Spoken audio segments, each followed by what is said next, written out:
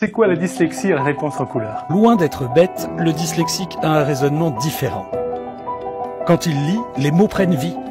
C'est-à-dire que quand on est dyslexique, on sera dyslexique toute sa vie. J'ai tellement envie d'aller vite, de faire comme les autres, et que j'ai un petit problème avec ça. Mais Et que c'est une galère, mais qu'il faut qu'on l'assume. Et qu'il faut qu'on assume de dire aux gens, pardon, aide-moi pour l'orthographe, je fais 5 fautes par mot. Pardon pour l'anglais, il faut que tu m'aides, je galère un peu.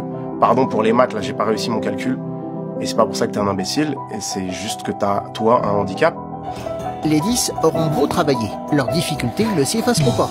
C'est un vrai trouble qui ne disparaît pas. Les tels artistes sont dyslexiques, ça veut dire que ta dyslexie, ça va pas te niquer ta vie. Ça va t'empêcher de faire des choses, mais tu seras peut-être meilleur que d'autres dans certains domaines. Je me rends compte qu'il y a des choses que je ne peux pas comprendre.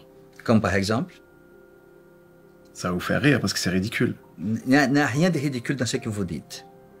Ce qui est fou, c'est que je suis capable de réaliser des films à 20 millions d'euros et toucher des caméras très compliquées et d'écrire des scénarios. Par exemple, je ne peux pas jouer aux cartes. C'est trop compliqué pour moi. Très bien. Je me rappelle quand j'étais petit que pour les tables de multiplication au rentre, on m'avait mis un magnétophone et avant que je m'endorme, on me le mettait. On se disait que peut-être ça allait s'imprimer, quoi. Mais même ça marchait pas. Et j'étais désolé que ça ne marche pas. Parce que je travaillais et je me rendais compte que ça marchait pas. Et je voyais mes petits camarades qui parfois travaillaient moins et tout était limpide et simple pour eux. Moi, je pouvais travailler 2 fois plus, ça rentrait pas. C'était extrêmement difficile. Et quand, à 16 ans, j'essaye d'avoir un petit boulot pendant l'été, ben c'est une révolution pour moi, parce que je me dis, mais alors là, dans le travail, là, on me considère, parce que là, on va pas me demander de faire des maths, on va pas me demander d'écrire sans faute d'orthographe, en tout cas pas dans ces métiers-là, et là, on me considère.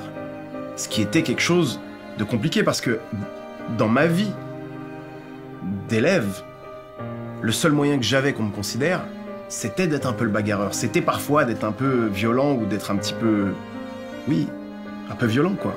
On le considère. C'est Franck, attention, Franck, il va t'attraper après. Attention, Franck, il va t'attendre. Là, tu existes. Parce qu'il n'y a jamais... Franck, t'as eu combien? 19, toi? Putain, bravo. Ça, je connais pas. J'ai jamais eu 19 de ma vie, moi. À part en sport. Et j'ai complètement conscience maintenant qu'il y a un moment où j'aurais pu devenir un sale con, en fait. Parce que j'avais pas trop d'autres choix. Alors, on a toujours le choix, bien sûr. Mais moi, je n'étais qu'un espèce de flou où on se disait, qu'est-ce qu'il va devenir, lui? Il est nul, il écrit mal, il fait des fautes tout le temps. Il arrive même pas il a même pas eu son brevet des collèges. Tout le monde a son brevet des collèges. Lui, il l'a même pas eu. Pas tous. Pas tous. Fabrice Lucchini n'a pas eu non plus, je crois. Ah oui? Et elle est le monsieur que nous connaissons. Non, mais j'espère qu'un jour, on se servira de moi comme ce genre de référence.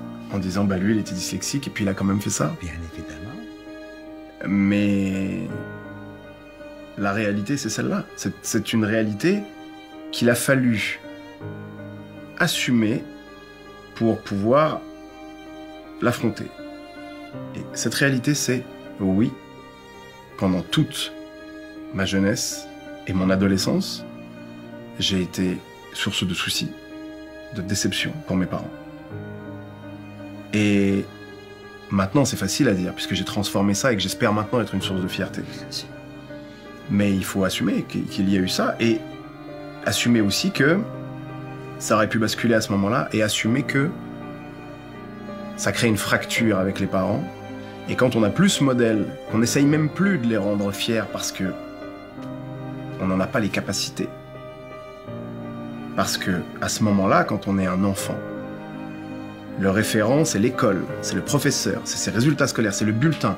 Alors, est-ce que tu as eu des bonnes notes? C'est ça, on grandit avec cette phrase. Est-ce que tu as eu des bonnes notes? Et non, j'ai pas eu de bonnes notes. J'en ai jamais, en fait, de bonnes notes.